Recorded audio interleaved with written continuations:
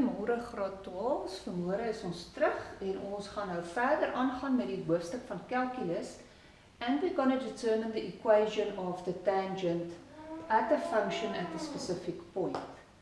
So ons kan die vergelyking van 'n raaklyn aan 'n kurwe bepaal deur middel van die afgeleide te kry. So kom ons begin eers en ons praat oor 'n raaklyn.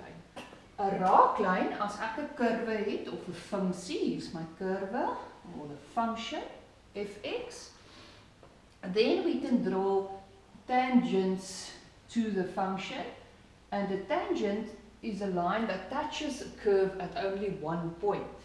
'n Raaklyn raak 'n kurwe slegs by een punt. So die vraag wat nou gevra word, wat is die vergelyking van hierdie raaklyn? En vir ons om dit te kan bepaal, het ek nodig om 'n paar basiese goed te weet, and some of that I know already. One of it is the equation to determine a straight line. Vergelyking om 'n reguit lyn te bepaal is y is gelyk aan mx plus c, of ons gebruik hierdie enetjie in hierdie geval, y is minus y1 is gelyk aan mx minus x1, because I've got one coordinate and I've got the gradient. So as ek een koördinaat het, dan kan ek hom hierso gaan insit. That's the place of the one coordinate, the x and the y value, en ek het die gradiënt. Dan kan ek die vergelyking bepaal. So wat ek nodig het om hierdie reguit lyn vergelyking te gebruik, is een koördinaat en die gradiënt. To determine the gradient by using calculus, I need to derive. As ek die afgeleide kry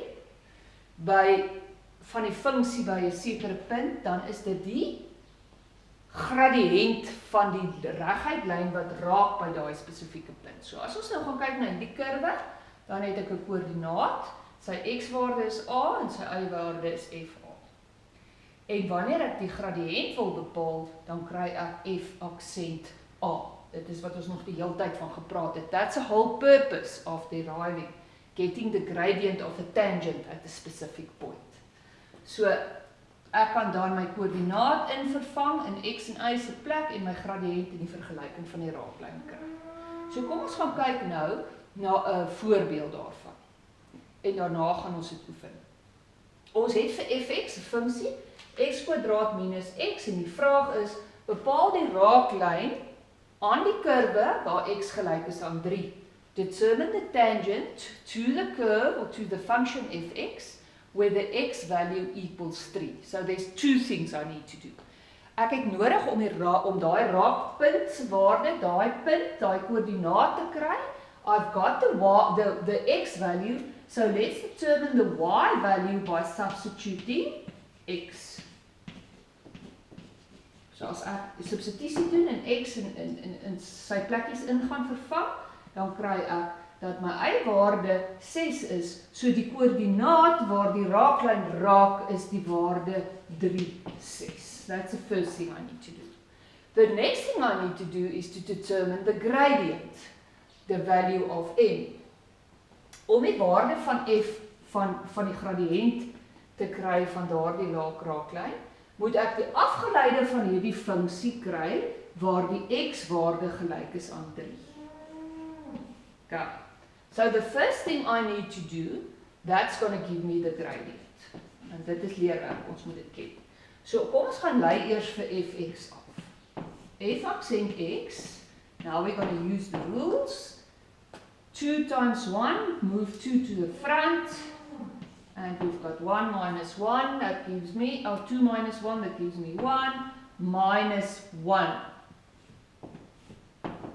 Van die 1 vorentoe, dan word hy 1 maal x tot die mag 0, en dis 1. So dis my afgeleide. Nou, om die gradiënt te kry, gaan ek 3 vervang in my afgeleide in, en dit gee vir my 2 maal 3 minus 1, and that's equal to 5, and now I can put this info into my standard equation of the straight line.